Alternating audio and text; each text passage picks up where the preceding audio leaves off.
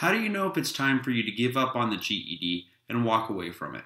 That's what I'm going to talk about here in this video. And the reason I wanted to talk about this is because just a few days ago I got a comment from somebody. I can't even remember which video it was on, but this person said that they were working 60-hour weeks and they had a lot of stress from work and that they were getting tired of paying for testing and practice testing and that it was a hardship for them and that it was creating a lot of stress and issues in their home life, and so the person decided that they wanted to walk away from the test and not finish the GED. And I just want to say that there's absolutely nothing wrong with walking away from the GED and turning your back on it and just sticking with whatever you're doing right now.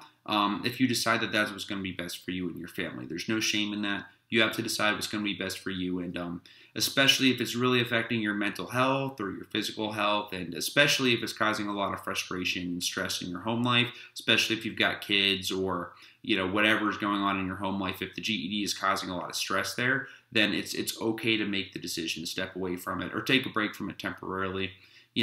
Everyone has their own unique set of circumstances, and some people are in situations where they have more time to study and they're able to make more progress faster. And some people are in situations where they have to work 50 or 60-hour weeks or, night shifts, and just a lot of people have to do a lot of really challenging things. And so some people are able to work really hard jobs and juggle their family life and still manage time to study for the GED, and they're still able to pass and get a good score.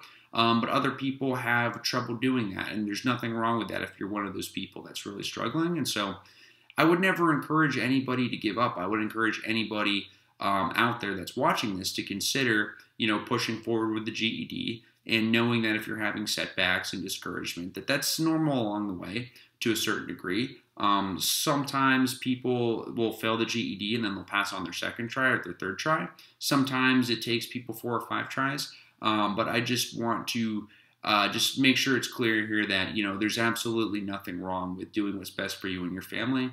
And that might mean stepping away from the GED altogether and just pursuing something else, or just taking a break and coming back to it. And especially, like I said, if it's affecting your physical and mental health, there's always going to be some stress and frustration that goes along with doing something like the GED. But if you're having a lot of stress and a lot of frustration and anxiety, and it's just, it's okay to step away from it.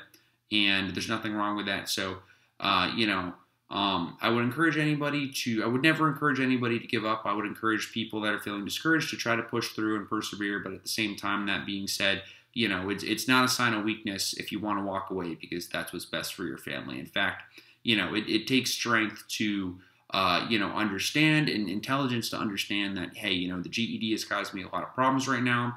This isn't a good time. I'm not in a good situation to do this right now. I'm going to walk away from it. I'm going to be there for my family and do what's best for us. And I'll come back to it at another time. Or maybe I'll just move on and not come back to it. So there's nothing wrong with that if that's what's going to be best for you.